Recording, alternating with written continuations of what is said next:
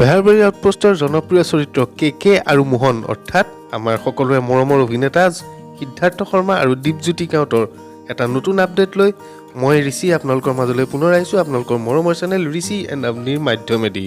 তেন্তে আহক আমি যাত্ৰা কৰোঁ খবৰৰ পৃথিৱীলৈ। তোৰ মূল অংশলৈ আগবঢ়াৰ আগতে সকলোকে অনুৰোধ কৰোঁ যে যিসকল আমাৰ চেনেলত নতুনকৈ আছে তেওঁলোকে চেনেলটো ছাবস্ক্ৰাইব কৰি কাষত থকা বেল আইকনটো দবাই দিবলৈ একেবাৰে নাপাহৰিব, যাতে আমাৰ নতুন নতুন ভিডিঅ'সমূহৰ আপডেট আপোনালোকে সোনকালে পাই থাকে। সিদ্ধাৰ্থ শৰ্মা আৰু দীপজ্যোতি কাউত অৰ্থাৎ কে আৰু মোহনে প্ৰথমবাৰৰ বাবে কণ্ঠদান কৰিছে হে নামৰ এটা বিহু গীতত।